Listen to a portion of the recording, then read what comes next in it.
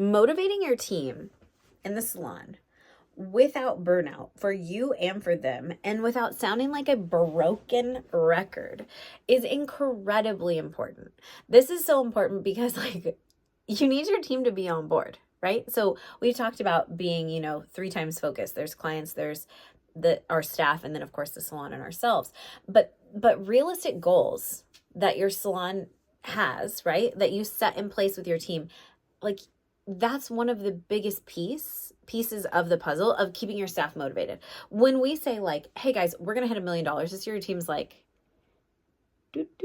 like that doesn't connect. That's not realistic to them. That might be very realistic to the business, but that's not something that we need to like broadcast unless like we're getting close, or like you can share that that's the overall goal, but like we want to set a realistic goal that means something to them and like for them. So it's like, yeah, we have this big goal.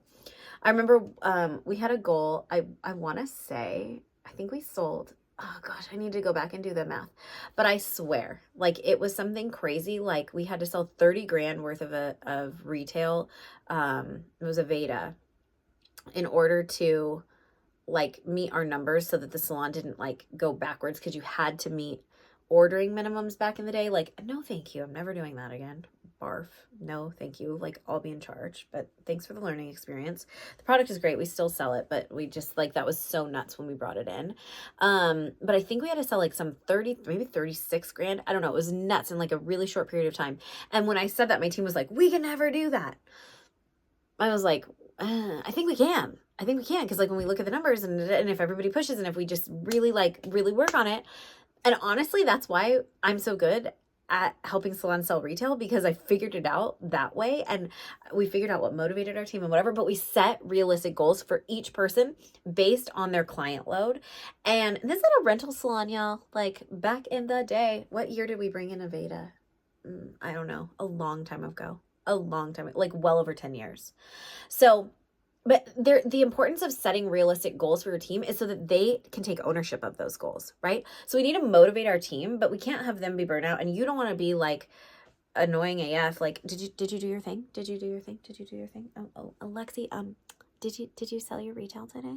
Like, come on, we can do better than that. So when we think about it, that's the first thing. You have to offer, you need to have realistic goals. Sorry.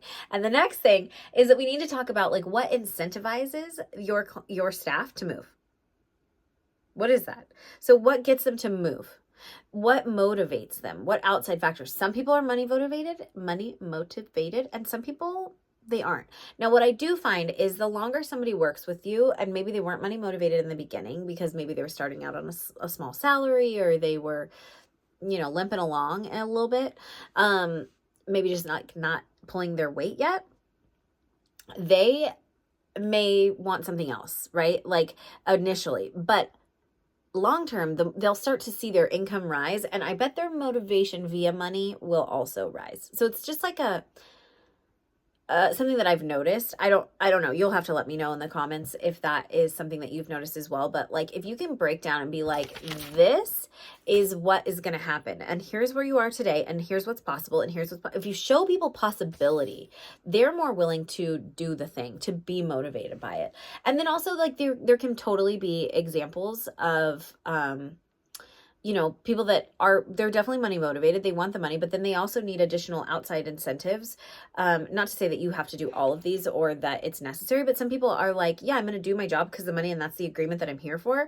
But also if you did dangle some other carrots around there, some diamond encrusted carrots, that they would move, right? Like, so maybe it's more time off or flexible hours. And frankly, can we just talk about this being the probably most important thing as a leader that you can do for your team?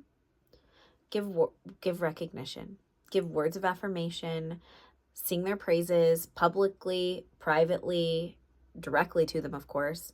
But this is what motivates a lot of people, right? We struggle as salon owners to be people pleasers, but so does everybody else struggle in their own life and whatever role they're living in. And so this is our opportunity to make sure we're doing that. So even though monetary reward is huge in the salon, huge, should be paired with something, and honestly, recognition is pretty free. Like you can just have a conversation. Like literally, here's an example of this that happened yesterday. I'm back from maternity leave. I'm in the salon. I'm seeing a client who has been with another stylist for the last 6-8 months or whatever. I've been out of the salon. I was on maternity leave for 5, but I still didn't work that much before. And so the client has been, anyways, she's back in my chair.